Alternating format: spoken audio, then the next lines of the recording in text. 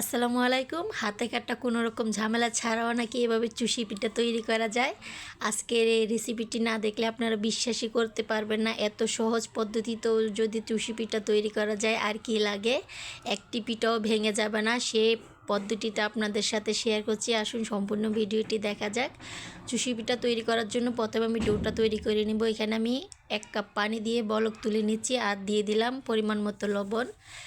পানিটা বলক চলে আসলে 1 কাপ চালের গুঁড়া দিয়ে আমি একটা ডো তৈরি করে নিব। সাধারণত আমরা যেভাবে চালের রুটি তৈরি করি সেরকমই ডোটাকে আমি তৈরি করে নামিয়ে নেব। ডোটাকে গরম অবস্থায় খুব ভালো করে মতে নিতে হবে, এতে করে পিঠাগুলো খুবই সুন্দর হবে আর একটি পিঠাও ভেঙে যাবে না। প্রায় 8 থেকে 10 মিনিট খুব ভালো করে ডোটাকে আমি মতে নিয়েছি। এখন কিছুটা ডো এখান থেকে আমি নিচ্ছি আর বাকিগুলো ঘুরে রেখে দিচ্ছি, না হলে শক্ত হয়ে যাবে।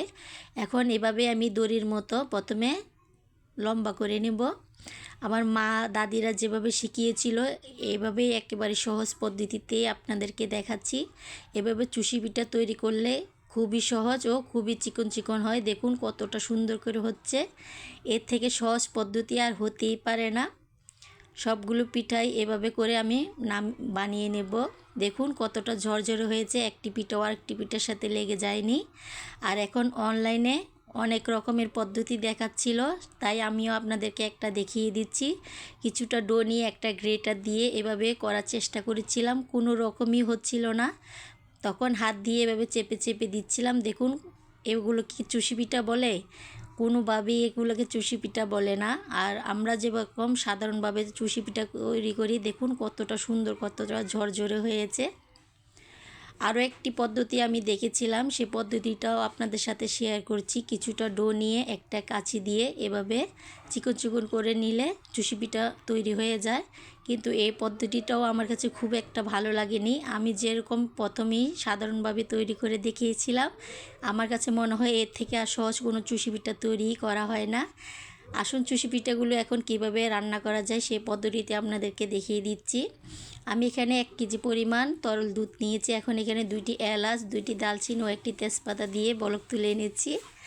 বলক চলে আসলে এখানে আমি দিয়ে দেব হাফ কাপ পরিমাণ খেজুরের গুড়। আপনারা চাইলে এটা চিনি দিয়েও করতে পারেন।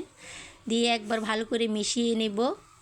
মিষ্টিটা আপনারা যে যেমন খান সে অনুযায়ী মিষ্টিটা দিবেন। আর আমি এখানে দিয়ে দিচ্ছি 3 টেবিল চামচ পরিমাণ চিনি।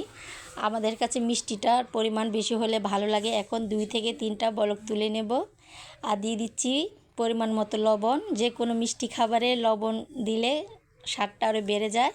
যখন বলক চলে আসবে এখন আমি দিয়ে দিচ্ছি চুষি পিঠাগুলো দিয়ে যখন তখন লাড়া দেওয়া যাবে না। 2 থেকে 3টা বলক চলে আসলে দেখবেন পিঠাগুলো খুব সুন্দর করে উপরে উঠে আসছে। এতে করে পিঠাগুলো খুব সুন্দর করে সেট হয়ে যাবে, একটিও ভেঙে যাবে না। এভাবে করে আমি 10 থেকে 15 মিনিট পিঠাগুলোকে রান্না করে নেব।